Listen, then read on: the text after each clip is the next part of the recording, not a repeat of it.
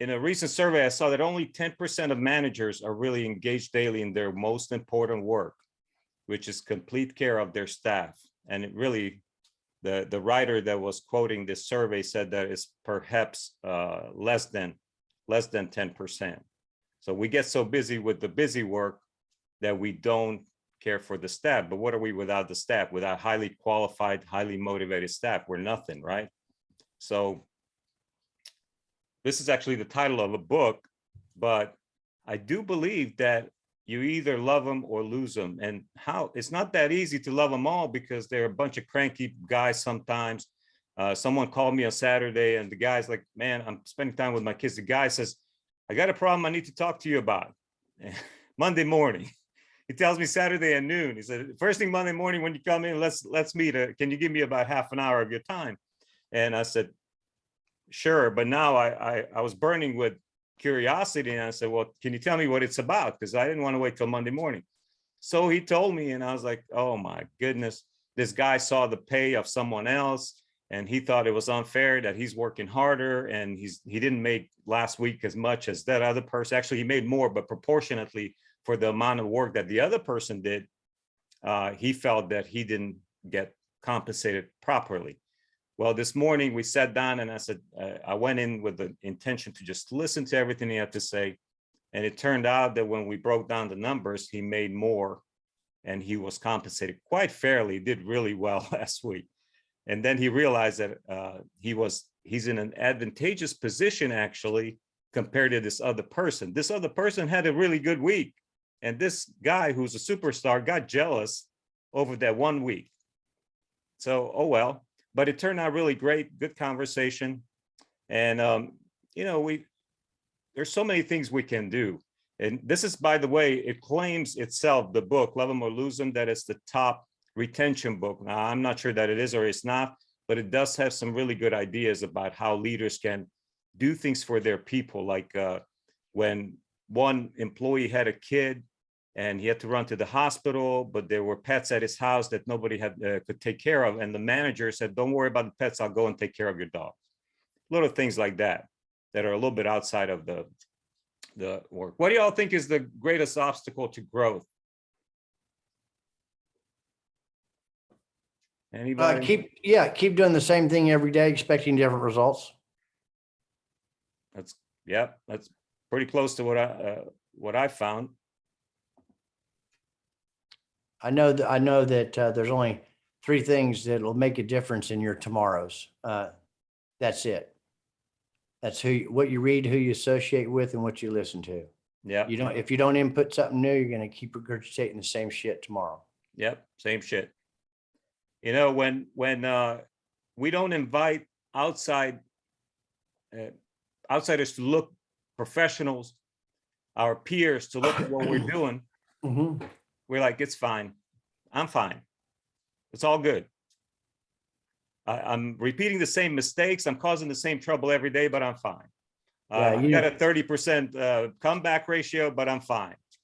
I'm blowing out all these people that my peer is selling. My closing ratio is maybe 20% when it could be 70%, but I'm fine, right? Everything is fine.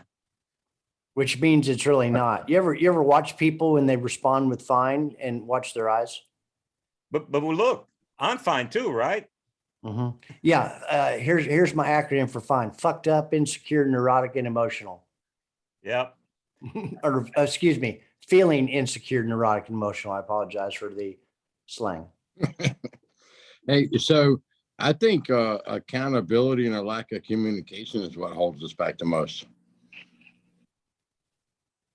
Say it again. I said, I think that accountability, a lack of accountability, holding people accountable, and not communicating the visions and the goals and people's importance and how they get there, right? Yeah, you can't just tell them what to do. You got to tell them how to get to that point. Mm-hmm. Good point. Yep. Good point. Laying out the vision. The thing that I found, sometimes you have the techs or service advisor or could be a manager, any one of us that says, well, okay, I get the vision and all that, but I'm already doing everything I can do. But you, the leader, you see from your experience that not really. not really. We're not doing everything we can be doing. In fact, we're skipping so many steps. The processes are not dialed in. In fact, maybe there are no processes at all, but we're fine, right? So you're right, Sean. In the next step, we're going to ask in a minute, how do we get from this where I'm fine to say, hey, coach me, lead me? How do we get there? So no one likes to be told what to do. We know that.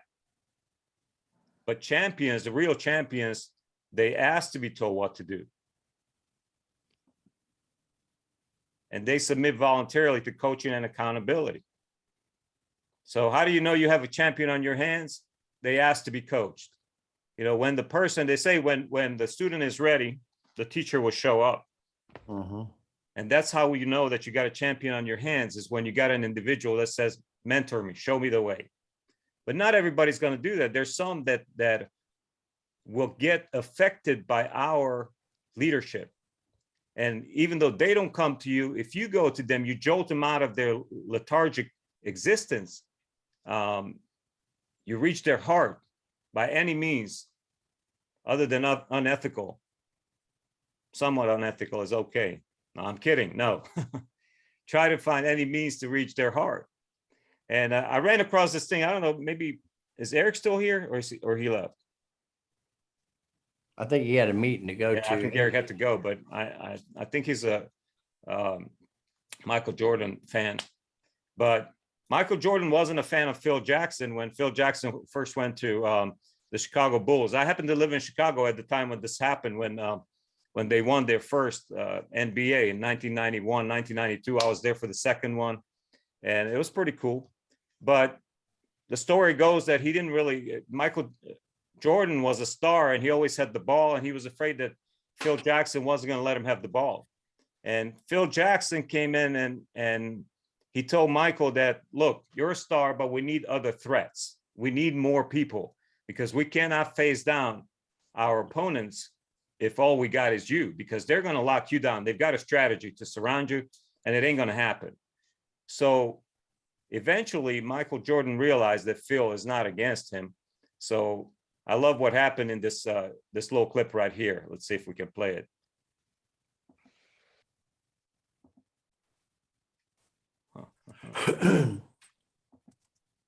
Nope, it ain't working. Wow, look at that. Well, this is Paxson. I don't remember his first name, but Michael Jordan was told by Phil Jackson, he said, hey, you need to watch Paxson. He's always going to be available. We're going to make sure that he is free, and pass the ball to Paxson. So in the last 2-3 minutes of the first NBA championship that they won, Paxson scored 10 of the 12 points that they scored. And how he did it is, of course, they all got on Michael Jordan, and Michael Jordan turned around and passed the ball to Paxson every time. And Paxson scored some 3-pointers, 2-pointers, and he got the Bulls to the championship. But it was because he allowed himself to be coached. So the question that remains for us always is, how do we move from I don't like to be told what to do, I'm fine, to lead me and coach me? And that really has to do a lot with the first 3 things that we looked at in the last 3 sessions. And one is communicating the vision really well. Like Sean said earlier, we establish a learning and growth culture and clarity about the vision. And then you introduce during onboarding that you have a learning culture, that we are a learning culture. We expect you to complete all the training. And then you got to re-onboard current staff. You know, sometimes some of the current staff that have been there before you got there have never been onboarded properly. They don't even know the company history. We realize that sometimes that some of the people that are working for us, they don't know the company history. They don't know what we stand for, really. So we have to re-onboard people. So we practice the first 3 letters, the MIT of building trust, of earning trust, model the vision, integrity, and consistency, and inspire by flowing, baby, flow, and getting interested in the person. You know, get interested in person, listen to them, sit down. And sometimes we have that crazy schedule, right? But it should never be so crazy that this leader cannot sit down and listen and say, just really attentively look at that person in the eye and say, I'm all yours right now. Tell me all you got. What's in your heart? What's in your mind? and then develop the curriculum. We want to become, in our employees' mind, we want to be like, hey, man, this guy, he might be this, he might be that, but he's the most caring manager I've ever worked with. In their mind, I want to be a most trusted manager for life. And under my care leadership is all about viewing it as our moral obligation to give our staff the optimum quantity, quality, frequency combination of care, training, coaching, and accountability. So when they get all of that with directness, kindness, and truth, all three, you be direct, kind, and truth, then you know you're onto something. Don't skip any of them. If you just give them training, no accountability, or if you just love on them, no accountability. Oh, wait a minute. That's one of your technicians right there, laying on the couch. You got to care for them, right? That's right. And hey, when we show our staff that we care about their demands, desires, those expressed and even unexpressed, and don't wait. I think Roger said it. Hey, don't. No, it was another guy, but I saw Roger was nodding when the guy said, "Don't wait until the people ask for a raise. Whenever they're qualified for a raise, give it to them." Hey, how cool is it when you walk up to the people and you say, "Man, I looked at your pay plan. I evaluated everybody's pay plan, and you've been underpaid by $2-3 an hour. So we're going to give you $4 more," whatever the case might be. Sure. Or you've been underpaid for the last year for what you're performing here. I'm going to give you a $1,500 bonus. Oh my God. So David is my favorite story. He was a technician that I worked with. He came from Rock Hill, South Carolina. He said his daddy told him to show up before starting time, work while he's at work, and then work till quitting time. But he got affected by a negative mountain of 300 pounds of negativity. Our master tech that was a veteran in the shop. So he's turning about 30 hours, and David was all depressed. And one day I said, "David, man, give me 90 days. Work with me 90 days. And David said, "All right, well, I got nothing to lose. I already gave negativity 6 months. Let me give you 90 days. So David went from 30 hours to 55 hours and never looked back. We gave him an extra $1 at 45. We gave him an extra $1 at 55. So he liked that extra $2 an hour, but he never looked back. He turned 55 hours a week. Once he reached it at about 45, 50, 60 days, something like that, he started turning 55 hours because he never looked at the ticket. He took the ticket and went ahead and got it. He actually got himself a wife out of the deal too, married one of the service advisor's sisters who has a PhD in early childhood psychology. Wow. So a technician marries a PhD. How cool is that? Way cool. But David, in reality, he had graduated from diesel school, did a 2-year technical school, and then continued to invest into his training and education. So he's a PhD level technician. And I think that's really cool that technicians can be, they can have a self-worth that's really cool, really high. So I'm not going to go through all this. This just says, hey, we should coach. We're in automotive, coach complete care, the perfect RO, and give the customer what they ask for, and then smother them with care. Smother them with care. When you do it professionally, it's not high pressure. They get used to us looking up history and really caring and recall. Sometimes I start with the recall because it shows, hey, you got a recall open on your vehicle. We're going to take care of that, no charge. And you care about it.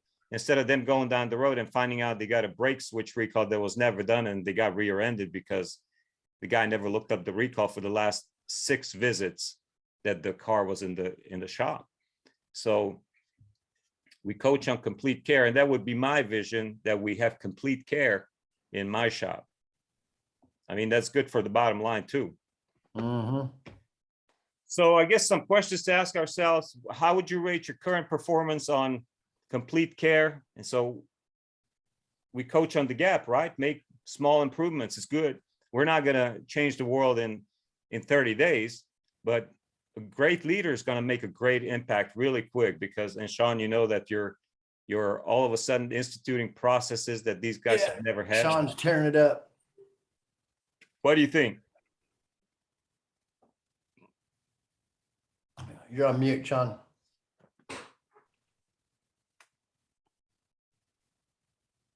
You're on There we mute. Yeah, so I mean, definitely, I think Mr. Barrett was on Ted Ings earlier with John Fairchild was talking. And Lord, I think I was channeling Mr. Fairchild last Friday as I onboarded 2 new dealerships. And we were talking about accountability. We were talking about ethical. We were talking about process, organization, and structure. This is how poorly that dealership has been run that we just bought last week. My store had higher gross with half the hours last month. So they are super underperforming. Their main shop, their techs aren't even averaging like 32 hours a week. I mean, they're begging for leadership and process. And having a mirror image. One thing Mr. Fairchild was talking about that really struck me was having the same experience no matter which dealership you go to. And that's literally what I'm in the middle of doing right now. Russell's helping me with that, setting up the websites.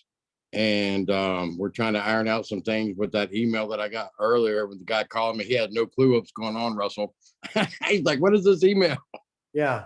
No, I've already, I think corrected that, but I will follow up with a personal phone call. Okay, but we're going to get that straight. I've got him coming. Another thing he talked about is training, right? So how like it's so busy. You were touching on that earlier, Robert, how like everybody's so busy you can't get a break. So I'm actually bringing my service manager for that location to my house tomorrow. And we're going to close the door and we're going to go over everything because I know nobody's going to come knock on my door when they see me in there with somebody. Right. That place was Grand Central Station, So, and of course, as soon as I walk through the shop, everybody's like, there's the boss, So, yeah. But it's going to be good stuff. But I did the math today, just as an example. Barrett will love this one. So, just as an example, month to date, that store has double the hours of my shop, and we're actually ahead of them in gross. That's I some think there's some room to grow there. pretty low ELR there. Some pretty they're at 86 and my store's at 134. Yeah. What's their labor rate compared to yours? They're posted. It's the same, but it's all the competitive services and the other services that go along with it that they're lacking on, and how the advisors are cheating the system. I'm getting ready to whack all that stuff. June will be a different month. Well, so that's definitely something that I found in our business also, that we don't get because we don't ask. And that's pretty biblical too. Scripture says you don't get because you don't ask. And you think that the customers are so dumb that they won't respect you and they won't support you if you actually ask what those services are worth, but they do. People are smart and they'll support you. They don't want you to price gouge them, but. Are you guys still familiar with Xtime and how it prints out the sheet, the sell sheet, like an upsell sheet from the advisors? So I started a program in the Honda shop here 2 weeks ago that for every $250 that the technician upsells, not what he came in for, but upsells or recommends and gets purchased, I would give him $5. Amongst 10 technicians, I handed out, what was it?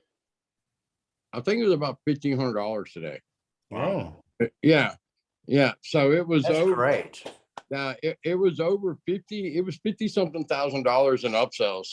And you spoke on something real quick that hit me, Robert, about people not feeling loved in time. I spent so much time at that other store last week that I could tell my guys felt neglected today. So I spent a lot of time and fun and stuff like that.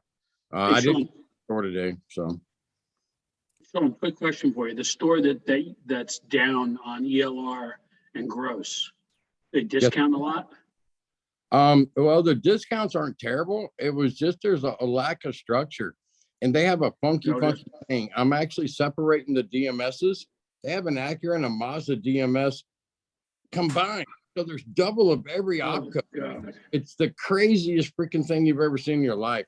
So the DMS is actually building me 2 separate, so they'll have to tab back and forth because we're building new stores, but right now they're in a combined location.